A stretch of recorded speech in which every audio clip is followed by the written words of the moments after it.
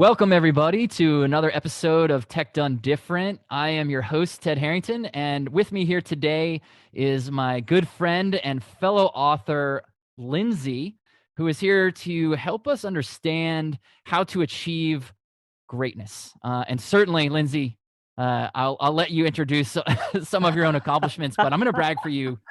I'm going to brag for you for a moment. But first of all, thank you for being on the show. Oh, thanks for having me, Ted. I'm excited.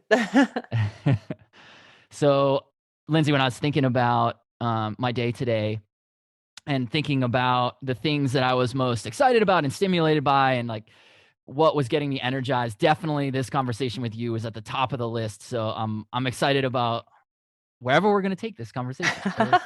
It could go lots of places. It can. Yeah. So Lindsay, she'll obviously, you'll color out some of your experiences more than I will. But to introduce you to our audience, you are not just an Olympian, but a gold medalist. You are a #1 best-selling author of the book Better Great Than Never. And you're here to help teach our audience that's largely around, technology leaders and security leaders about how they can think about pursuing their own sense of excellence. So maybe you could color out your own bio a little bit more than what I just did. Sure. It's always funny because you think and you read things, and I'm sure we all do the same thing. You see something, you're like, is that me? That's me. Okay. But yeah, I started rowing when I was 20 years old, and from the time that I was 20 until I retired from the elite level of rowing, I ended up a 2-time NCAA All-American, 3-time world champion, former world record holder, and Olympic gold medalist who, for that feat, when my teammates and I won Olympic gold, it was the first time any female athlete won gold in women's rowing for the United States at 2,000 meters. So they also put the 9 of us in the Hall of Fame for that. So yeah, and now I guess I've written a book and I coach and I do some other things, but that was the rowing part. You're too awesome. It's just like, well, I still love vividly saying that. remember. Yeah, when we were in Austin together a little over a year ago, Yeah. and you just casually, it was like not even a big deal. You're like, oh yeah, I have this thing, and you pull out your gold medal out of your bag. So what's it like to carry around a gold medal with you? I mean, is it like a sense of pride for you, a sense of accomplishment? How do you think about that? 2 things. You get stopped in security all the time. You cannot go through airport security with that and not get stopped. So I always have to remind myself to take it out of my bag and put it, but the other thing is why I actually take it with me places is that for me, it's this thing, and it's weird to be around other athletes that have also, gone to the Olympics or won. And so you're like, what's the etiquette here? Should I take it? I don't know. But the vast majority of people have never experienced this thing. And so I love taking it places because I get to share it because it really represents possibility. Like I think of myself as this lanky girl that grew up in the country from Virginia. And then I was able to go to the Olympic Games and make Olympic history with my teammates. So it's bigger than the medal. It's bigger than us. It's the possibility that's within every single one of us out there. So when did you recognize that possibility? I mean, that's a really powerful sentiment that at some point in your life you recognize, hey, maybe I'm not this as you described yourself, lanky girl from the country. There's an Olympian in you. How did you discover that possibility, and how can maybe people hearing us have this conversation look inward to themselves and say, hey, I have possibility too? How should someone do that? How did you do it? Yeah. I mean, it starts with one day and one decision. Ultimately, part of finding where you do want to go is also knowing where you don't want to go and where you don't want to be. And that's really how it started for me. I mean, I was on this aimless wandering path where I had grown up playing sports, but then didn't think I was good enough to play sports in college. And so, past high school. So I left sports behind. I gained 30 pounds. My grades went down. And ultimately, I ended up, waking up in the middle of the night, wishing I weren't a lazy bum, thinking, gosh, I wish things were different for me. And very serendipitously woke up the next day and bumped into the rowing coach when I was in college, 20 years old. And he said, hey, you should try rowing. And because I was on a path that I didn't want to be on, that entered my life at that moment. And I said, well, I don't know where this could take me, but it could be pretty great. So I'll give that a shot. Why not? So I'm hearing you say that you were open to new opportunities, not Yep. necessarily knowing what those might be, and then following that path as you saw opportunity present itself. Yeah, yeah. It wasn't that I woke up and thought, oh, I want to go there. I want to go to the Olympics. It was, I want something different for myself than what this is. And ultimately, going from where I was then to the Olympic Games was a one step at a time process. And I definitely reiterate that in the book, that it's scary, that it's challenging, but that you have to remember every single day that it doesn't all happen at once, but like one tiny little thing, one little step at a time. That's pretty cool. When One of the things when I think about technology, right, and Mhm. what it really inspires me about getting to exist as a security professional surrounded by all these, passionate people in technology, one thing that really strikes me is that people in technology have this sort of relentless drive to not just make a difference, quote unquote, but to literally change the world, right? Mhm, They're mhm, mhm, Whether mhm. they're themselves the entrepreneur who comes up with this new tech, or they are in a large enterprise and they're just, making their difference within their realm of the company. It seems like everyone in technology is relentlessly trying to change the world, Mhm, mhm, and probably suffer from a lot of that same sentiment that you described, right? Where it's like they want to change the world today and tomorrow's too mhm, late. mhm, mhm. It sounds like you struggle with that a little bit, or struggled with that. What would be the advice to someone who's sort of wearing those shoes? How do you be patient? Yeah. I mean, the more that when you're really trying to squeeze out those next bits, like when you want to go from one level to the next level, and then if you're really looking to, as you said, change the world, like be that much higher, it isn't this massive jump that happens. It really is taking those tiny infinitesimal pieces and doing those things incredibly well, because that's what's going to squeeze out that for us, that millisecond of a difference.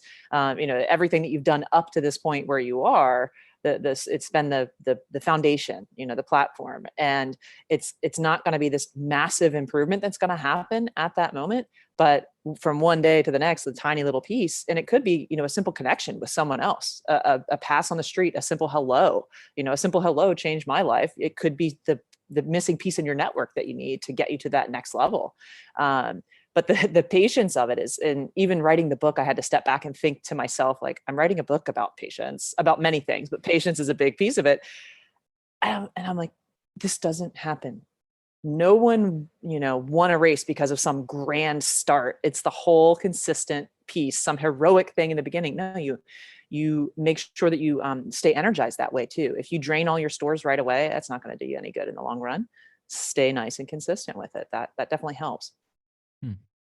Yeah, I guess you're right. Yeah, they say that you can you can overcome a slow start, but you can't overcome starting too fast. Yeah, because you put yourself in that hole, and even when you're very excited about something and you pour all of your energy into it, because I've done it myself, you no, but this is me. I'm really, and maybe a month or two in, you just get really tired. And that level of energy and the amount of effort that you need to be able to put into that thing, you don't have because you spent all your chips too early. So staying a little bit conservative initially, like, okay, this is going to take a long time. And sometimes teammates help you with that. Coworkers help you with that, to literally say that to you. Take a step back, because this is going to take a lot longer than a month. This is going to require long-term energy, and making sure that you're taking care of yourself in that process. That's what's going to allow you to succeed in the long run. This reminds me of when well, this is not at all on the same level of athletic performance as your life. But when I trained to I ran the Boston Marathon a few years ago, and I Ah. remember in training for it, everyone was always talking about, you don't run the marathon on marathon day. You run the marathon in the 6 months and many hundreds of miles training for marathon day, and then the race day is just the culmination of all that effort. It Yeah. sounds like that's sort of what you're saying, right? It's the Mhm. putting the work in every day in, day out, so that you can squeeze that millimeter of performance out on race day. Is that a correct interpretation of what you're saying? Yeah, absolutely. One of the things that our coach said to us, the first world championships that I ever went to, we were so prepared. We'd done so much more than my teammates and I, that is, than we had ever done in our entire lives. And we lost big time. And so the very next year, though, we turned it all around and broke the world record. So within a year's time of being demoralized, to the next world championships, we won it, set the world record. And in between, our coach brought us together and he said, one of the key things that I remember him saying was preparation is confidence. Confidence is something that a race can crush instantly, but every tiny little day, those tools that you put in your toolkit, one tiny little step at a time, gradually build your confidence so that on race day, it is that culmination of all those things. I've heard you talk about the idea of overtraining before, and it sounds like that had some really adverse impacts on your own athletic career and even just your own, it sounds like maybe even some of your mental health in terms of like your own satisfaction with everything that was happening. I think that in technology, especially those same types of people who are so driven to try and change the world, there's this sort of martyrdom, right? Of like working all the time, no sleep, no rest, no relent. What do you say to those people about the importance of rest and the downsides of overtraining? And by the way, if I framed any of your perception of overtraining wrong, please correct me. I mean, it is what it is, right? Overtraining, you are doing too much. That's actually the topic that I want to cover in the second book that I want to write, because it's incredibly important with overtraining. What happened to me from a physical and in the athletic realm was that I just did too much too soon. And my body wasn't ready for it. And the first things that started to happen weren't physical issues. They were mental things. I started withdrawing socially. I found myself depressed for the first time in my life. I wasn't as energized. I was irritable. I would snap at people. I wasn't as talkative. As you can tell, I'm talkative, So I just thought, gosh, something's wrong and I don't know what it is. And it was an accumulation of stress. And interestingly enough, that ended up leading to injury and, self-reflection and all of that. The same thing happened in work life after I retired from rowing, where I was in school full time, working full time, recruiting, all just too much. And even though those were mental stressors, the same cascade occurred in me, and where I went, oh my gosh, I've been here before. I don't want to do this again. So making sure that you're taking care of yourself physically and not overextending physically allows you to be better for other people and the things that you want to produce. If you're taking that for granted, any second, you are going to be less creative, you're going to be less communicative, you're going to be less of a team player and therefore less productive. Interesting. Yeah. And if you take that, and it sounds like some of the things you've talked about are different pivots throughout your life, into being an athlete, into being an elite athlete, out of being, you're still an athlete, but you're no longer competing at the elite level. And now you help people in other ways. Yeah. It reminds me of this exchange that I had recently with a chief technology officer who I so admire the way he was so brave in sharing this. And he shared it in not a public forum, but a private forum, but there were multiple people in this forum. And he shared about how frustrated he was with the company that he's running, and that the company was just, it's really struggling financially. They weren't doing well. And he personally was struggling financially, but he had this commitment to the customers that he did have. How does someone like that, who's working themselves to the bone, the results aren't producing, how should they evaluate their situation and maybe think about it differently? A piece of that is I would first look at the people around you, look at your team. Something that I've believed through this whole process and then now also as a coach is that every individual component within that team individually can be quite fantastic at what they're doing. And you can be productive to a certain extent. But when you're able to connect with others around you and allow other people to be the best at that piece of it, and this other person to be the best at that piece of it, then your combined effort is going to help you become so much more productive. I know from a leadership standpoint, that's incredibly hard to do because that requires trust. You're trusting that someone else is going to do this piece of whatever the project is that you're working on, whatever your aim actually is, that person is not only capable of, but that you trust them to produce what you personally might otherwise be producing. But again, I mean, that's scalability, right? There are only so many things you can do. If you don't bring other people into the fold, you're only going to be able to do so much. That is super fascinating and very timely. in that if we think about, we're in this middle of this pandemic, right? Mm-hmm. And everyone is adopting this work from home model. Mm-hmm. And I still so vividly remember these, it's not even one moment, it's many moments where companies are now talking about, they're like, you know what? Turns out maybe we can trust our people to work from home when things go back to normal. And I'm like, weren't you all, why did you hire them if you don't trust them? Yeah. Yep. And that's a huge piece of how teams are successful, and something that, we always use sport as metaphor. That's why I love this conversation you and I are having. It goes both ways.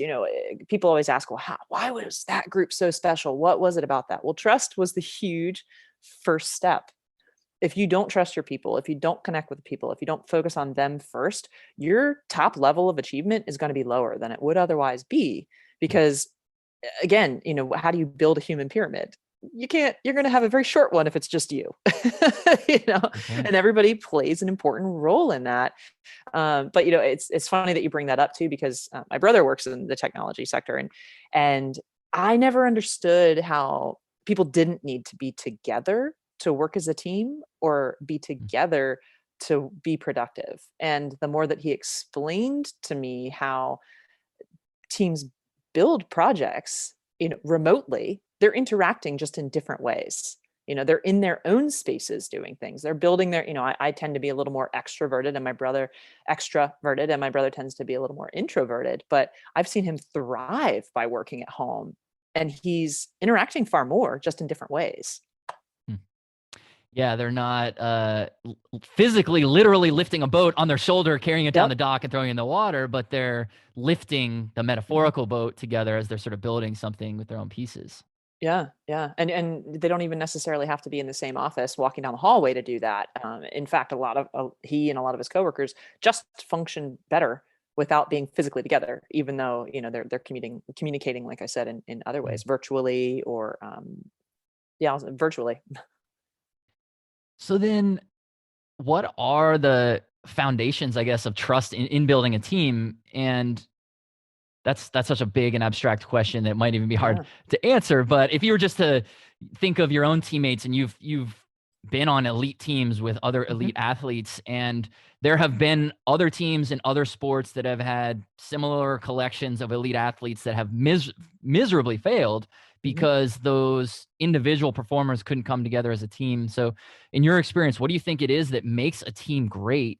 And how can that be applied even outside of a sports context? Yeah. It's funny, because there are so many conversations that I've had about trust, and people ask that very specific question about trust. And every team is different. That's a big piece of it. You have to recognize the diversity within your culture, whether it is a sports team, or a technology team, or whatever group of people that you're working with, because that diversity is important. That goes back to the idea of allowing that person to be the best at that piece of it, and that person that you need to have different people, because everybody's going to have a different strength. And recognizing the need for diversity, the importance of diversity, is what you're going to thrive on. That also makes it challenging to communicate well. So one of the first things is foundationally communication, and saying we don't all have to be the same to get along. We don't all have to be the same to work together, because we have a common aim. What is our common aim? We use the value and the mission and the vision and all of that language in business, when really, create the words that you want. What's our aim? What are we all here to do? You can be passionate and get behind that without being cookie cutter the exact same people. And when you do that, that helps develop trust. Recognizing the importance of everyone that's there develops trust. Addressing and communicating, addressing each person's need, develops trust. And behaving, if you're saying one thing, you must behave the way that you're saying. The things that you're asking of other people, you must behave that way. From a rowing standpoint, rowing is this crazy sport, because I played a lot of sports growing up, team sports mostly, but rowing is the one team sport that you cannot bring a group of fast people together, throw them in a boat, and hope for the best. They can actually go very slow. Individual people that are very good on their own, if someone tries to do something all at once on their own in the middle of the race, it can in fact make the boat slower. They could put in more effort and actually slow the boat down. It requires a willingness to follow and to work together in a very seamless way. And there is, a certain level of setting an ego aside to a certain extent of, okay, this person's rhythm is better. I'm going to go with the way that this is working, because it'll ultimately conserve energy in the long run, even if it's different than what you're used to. So that idea is super fascinating. The idea that you could actually work harder and go Hmm. slower. Hmm. And did you talk about that in your book, by the way? Yeah, I do. All of these things I talk about in the book. I mean, you'll pick up on trust and you'll pick up on teamwork and connection and all of the different things. And I very specifically bring up that comment in the book, or that topic in the book. Yeah. Yeah. So the reason I ask is because our books, my book Mhm. about how to secure software and your book about how to achieve greatness based on your rowing excellence, there's a middle of this Venn diagram, Yeah. which is this idea, and it's that in technology, this happens all the time. And hopefully this metaphor that is Mhm. your experience will help people think differently about how we build technology, but it happens all the time. I mean, every day I talk to companies who struggle with this, and many of them don't even realize it, that if you build in the wrong way, you to hit deadlines or whatever, oh, we got this release date coming up, then what actually winds up happening in the long run is you actually move slower and you have to put more work in order to fix the thing that if you just had addressed it at the beginning, Yeah. that it would come out better. And so that's really fascinating. It's the same thing, right? It's like I'm personally gonna row the boat super fast. And the other 7 people in this boat, hopefully they will too. But the net Yeah. result is that you go slower. And the other piece of that too is that one of the first things I learned when I first started studying motor learning many years ago is that whenever you make a change, because change is scary, trying Mhm. something different is scary, especially if it's been working for you, as you've been successful to this point, doing this thing. Well, to take that risk might make you slower initially. Like you might have to relearn a process, but it's going to open the floodgates down the line. I'm not particularly tech savvy, so I love working with you, and you things that you almost take them for granted. I do the same thing in my realm. You take for granted what you know, and you don't realize that it's not common knowledge. But then to take the step back and go, okay, fine, I'm going to take the extra hour or the extra 5 minutes or the extra day to learn this and put all these in a bucket so that all the automated things can happen, and it really just does speed things up in the long run. Yeah. The idea of communication, it's fascinating because athletics has changed so much with social media, technology, all the things, and there is a big shift into looking at data and all the numbers, so that the simple things like trust and communication are starting to get overlooked. It's like, okay, what are your numbers? Okay, that person must be good because they check all these boxes. Well, what about the person that's a really good team player that connects everyone, that really just is the glue that holds everything together? Because there are other behaviors like being on time to work. That's a simple behavior, Mhm. that person might not have the most sales or the most other metrics, but they're making everyone else show up on time because they're setting that example. And that's a small example of what I mean by you're the best. Every person on your team is the best at something. And that right there could be a component that is allowing your team to excel that would be very easily overlooked. Hmm. I love it. So one of the things we like talking about here on this show is challenging conventional wisdom. I think almost everything we've talked about so far is you helping us do that, think differently. Um, Yeah. if you think back to your own success, either in the boat or coaching or otherwise, or Mhm. pick the realm, what would be one of the primary stories or examples of where you went against conventional wisdom? And what could we all learn from that? Like, what's the takeaway from your experience going against the grain? Yeah, I love that you ask it right now because it picks right up on what we are just talking about. And that's what exploring some of this through writing the book made it even more clear in my mind, because I tracked everything. I kept all my training logs. I journaled. There are things in this book that are, this is what I was thinking in that moment. I literally wrote that in that moment. So you get Like to the kind of weather, you were experience. saying. Yeah, the weather, among other things. There were times when I would write things like, I had one of those days today. I even stepped in a puddle on the way to the car. Everybody has that day. Yeah, yeah. um, but people started asking me over time because I didn't really have I got sick every now and again, but never really sick. I had one little tweak of an injury, but really to go through an entire Olympic cycle, I spent like 7.5 years uninjured. It took after the Olympics to really get hurt. And that was, we talked earlier about some of the overtraining concepts. But so people started asking me, like, what did you do? It must have been special, because I was actually one of the smaller athletes. I was shorter than, on average. I was not as strong numbers wise on average, but I was able to stay injury free and pass people that were physically bigger and stronger than me. How? It must have been some supplement or some special diet or something that we all think every athlete does. So it wasn't genetic gifts. That's an assumption people make about athletes. Obviously, I have some, but I wasn't as gifted as so many others. It wasn't nutrition, like a special diet that I had someone build for me every day. It wasn't a special supplement that I had someone build for me every day. So I realized it was because I did the basic things really well. I didn't overcomplicate the system. I didn't try to search from what's the next new thing that someone is doing. No, I did the most important things to the best of my ability. And I'm gonna guess maybe better than what other people did.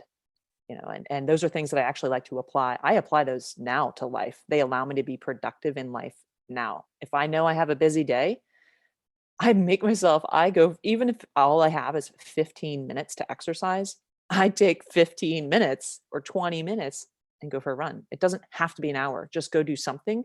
I'm more creative. I'm more productive immediately following that than if I just woke up and didn't do it. So the basic things, to debunk the conventional wisdom was sleep a lot. It's not complicated, right? Hydrate, do that better than anybody else. Eat very simply and very well, very cleanly, no supplements. It was lots of colors, fruits, vegetables, balance, and exercise. And that allowed me to think better. All of those things allowed me to be physically and mentally more productive. Simple. It's kind of amazing to be talking about, well, here's how I went against the grain, and it's sleep more. Yeah. And eat right and drink water. But you're totally right? Especially in this sort of performance metrics enhancement crazed world that we live in, where we're so focused on, how do I get these incremental, biohacking is kind of a big thing right now in tech, where it's like, how can I feel like I slept for 8 hours when I slept for 4, that kind of stuff. And you're saying, no, it's guys, it just keep it simple. Yeah. That's really powerful. All the research is there, all the research is there. And then it was interesting because at the time I just did it because I was tired. I mean, and when I say sleep at that level, when you're training at that level, I mean, I could sleep for 10 hours a night. This is in the Olympic year in particular. I didn't have time to do that in other years, but I would sleep 10 hours a night.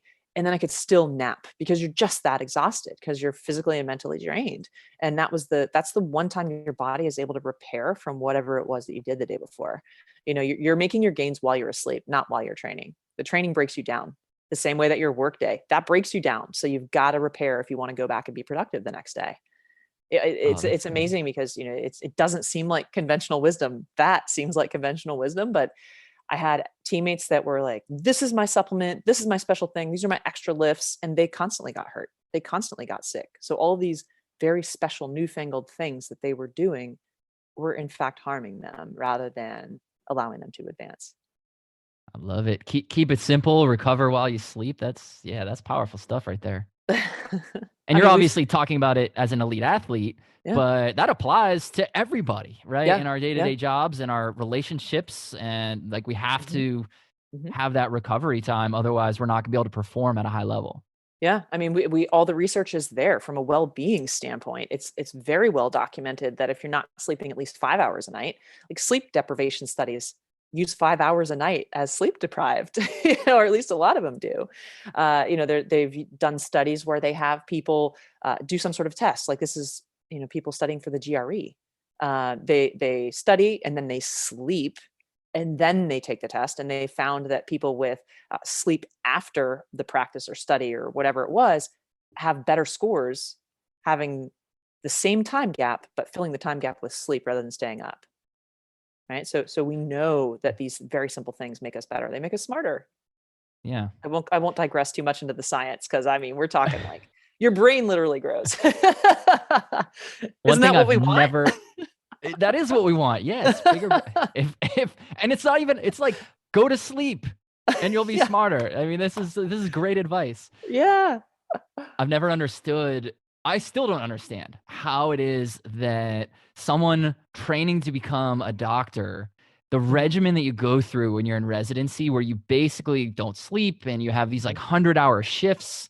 And even once you're, the chief or whatever, you still have 48-hour shift. I don't know exactly what the time, I'm not a doctor, but my friends are. And I look what they go through. I'm like, how are you not sick all the time? How do you not hurt people? And it's just, I guess they just figure it out. But how does someone, I guess, excel despite, when you have a shortage or a deficiency in one area, you don't have enough sleep?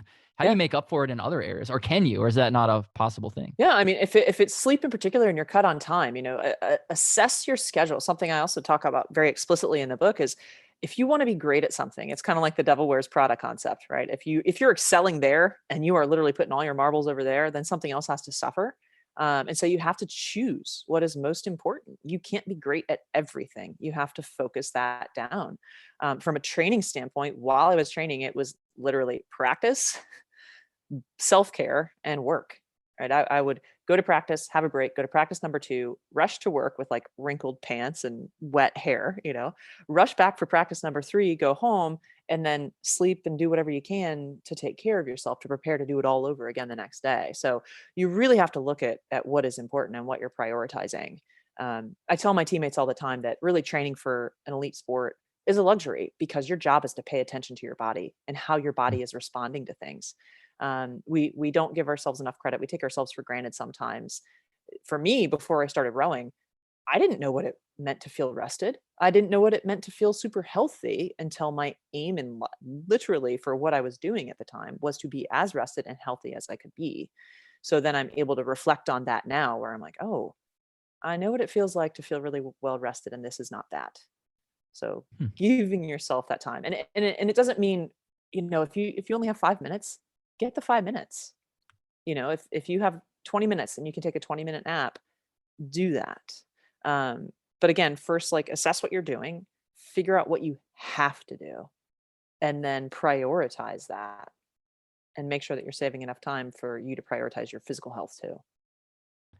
So let's talk about priorities, because I want your input on how to help solve one. I have an axe to grind on certain things that happen, definitely in tech, probably elsewhere.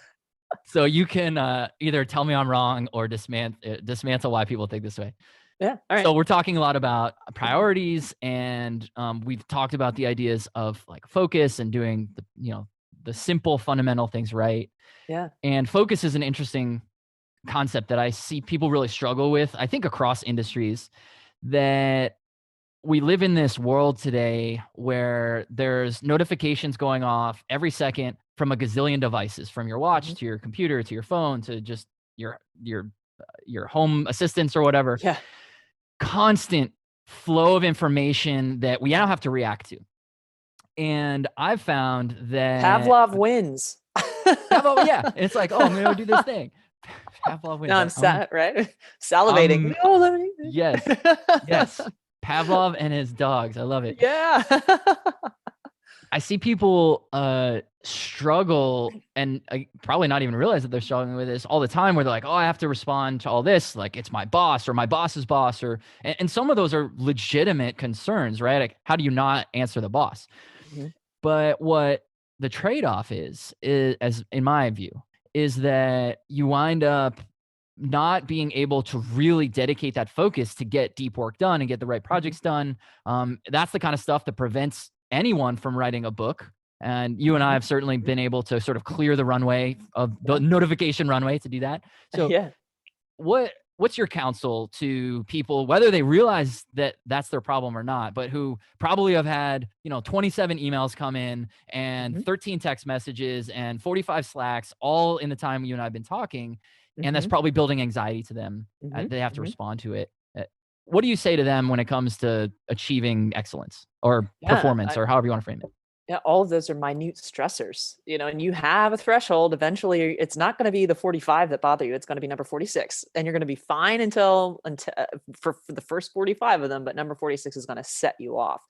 And I don't want to minimize this, but the more rested you are, the more physically healthy you are, the more stress you're able to manage.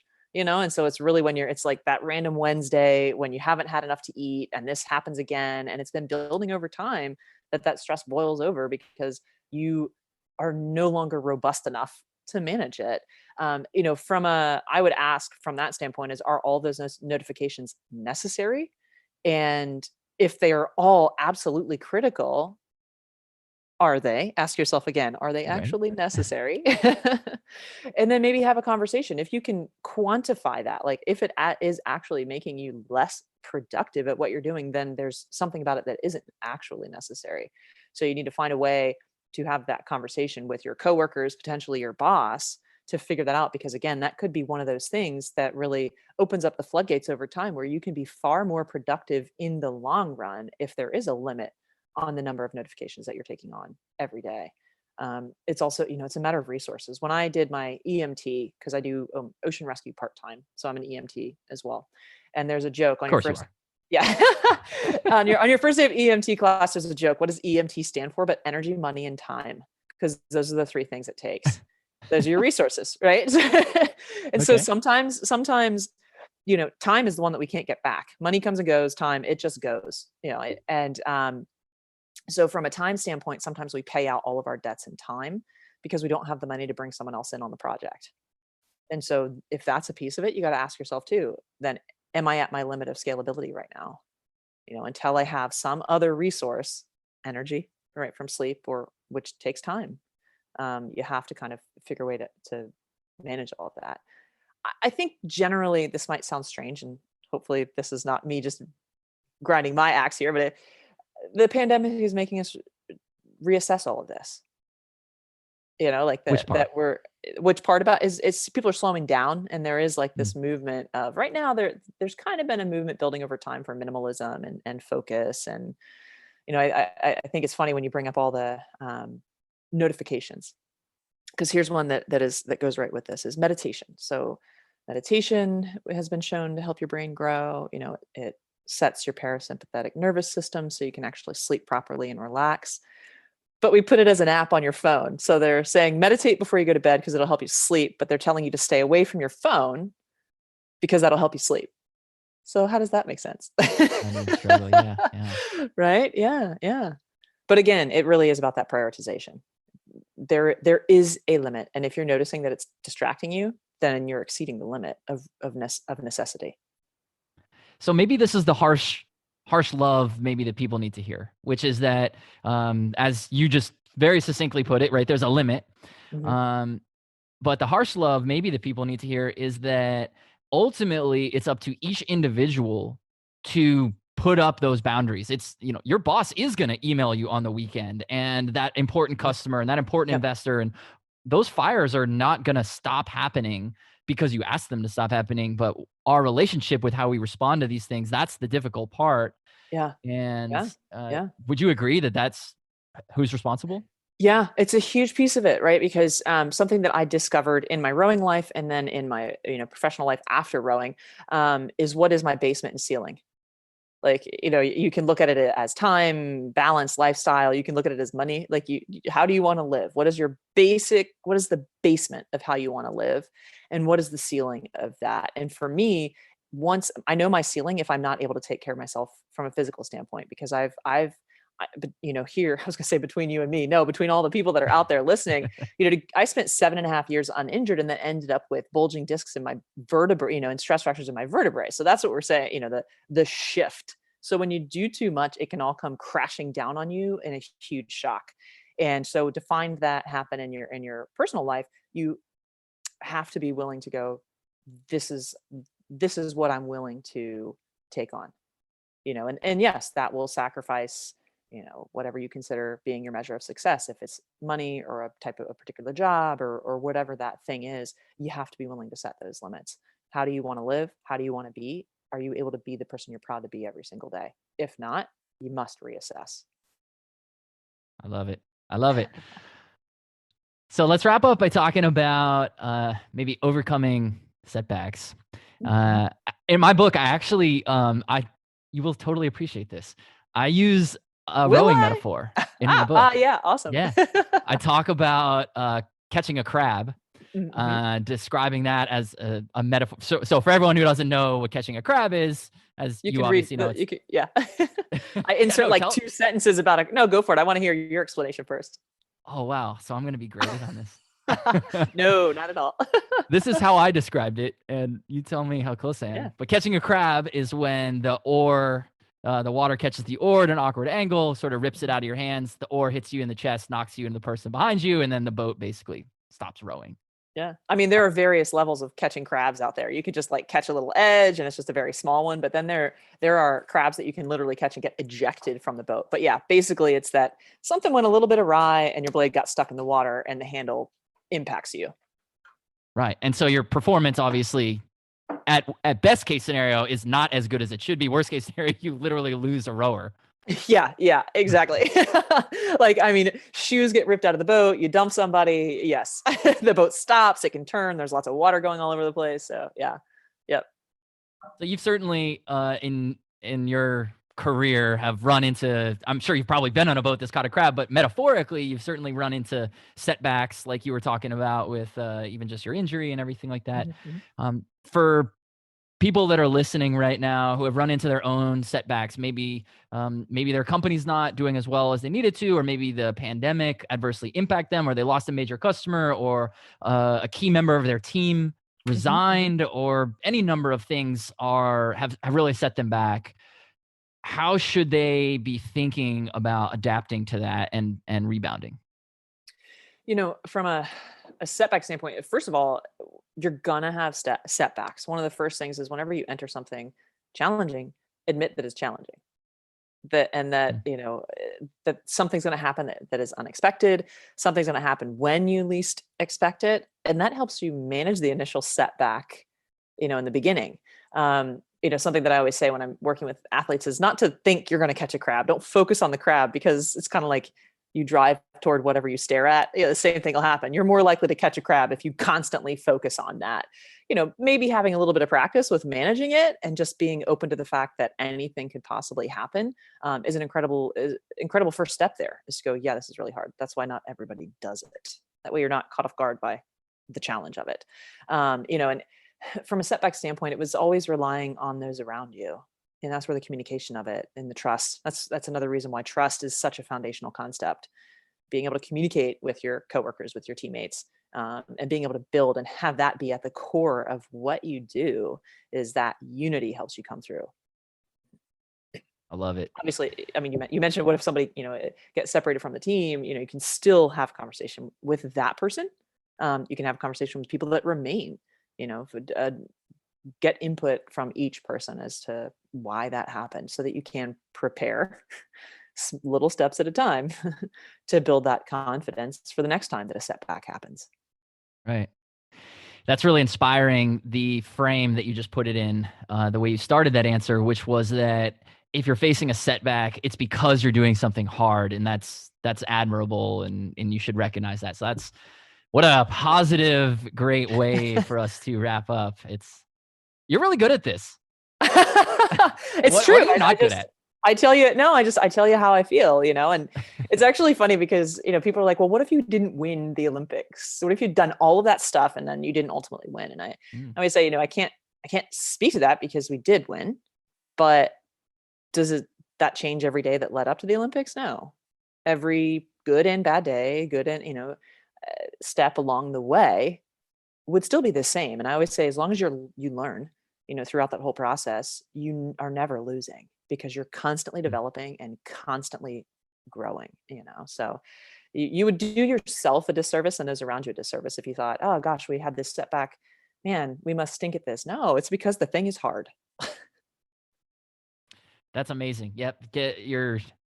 Get better every day is essentially what you're talking about. And I believe in that as not just a good human principle, but I argue, God, there's so many Venn diagrams of your area of expertise in mine. This is why we're talking.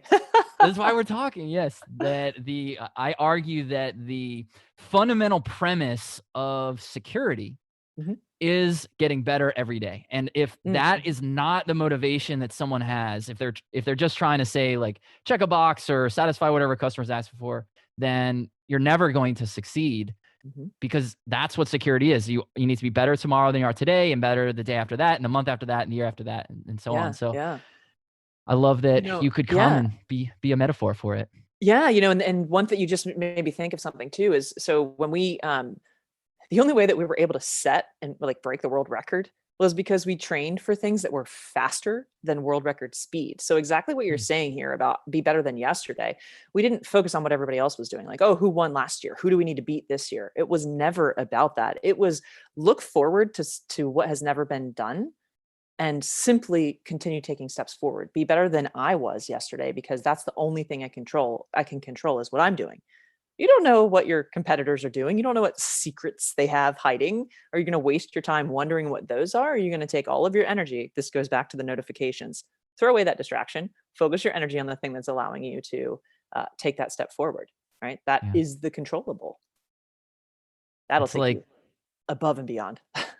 that's so powerful, right? Yeah, compete with yourself. Ultimately the race, you are competing with other people, but you can't compete with them necessarily in rehearsal or in practice. And John Wooden, in his book, he talks about how, John Wooden, for people who don't know, is probably, I think, the winningest NCAA basketball coach of all time, or something like that. He won like 10 championships, and he talks about he never focused on the opponent, right? He always would coach his team to say, don't worry about what the opponent's doing. Don't worry about the scoreboard. If we're better today than we were last season, then we're going in the right direction. Yeah. And it's certainly evidenced in, you being at the absolute pinnacle of what you've achieved. So that's really cool to hear. Yeah, yeah. A lot of young athletes that I work with find that difficult, especially when you walk into a situation and go, "Wow, they're really tall," or "Wow, they're really strong." Like if I had done that, I would have never excelled, because I wasn't. There were plenty of people that were taller and stronger. And that's where it really is, because now you're giving yourself credit. This is where I am today. Where can I be tomorrow? Where can I be in 5 minutes? And I guess I shouldn't just say I. It's where can we be? And Where if can each we be? individual where can we be? Each individual constituent part of your group that you're working with, when everybody does that, oh my gosh. You can't see my hand Powerful gestures stuff. out there, but I know. Let the record show that these big hands hand are in the gestures are big. air. This is how big it was. Yeah.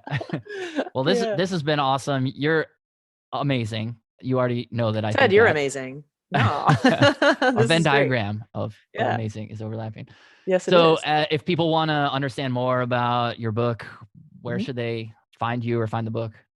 Yeah, two places. You can find me on LinkedIn and Instagram and those types of places. You get lindsaydareshoop.com is the website. The book is Better Great Than Never, which is a play on the fact that, I didn't pick up the book until I was 20 years old. Cool thing with the book is it's all about possibility. So hashtag Better Great Than Never is, what is your possibility today? What are you doing today to be better than yesterday? I would love to see that grow, so. Awesome. Well, Yeah. thank you so much for being on the show. I think that our audience, their lives are going to be better if they implement some of these ideas. You're amazing, and we'll talk again soon. Thank you so much. Yeah. Thank you, Ted. Looking forward to next time. Absolutely.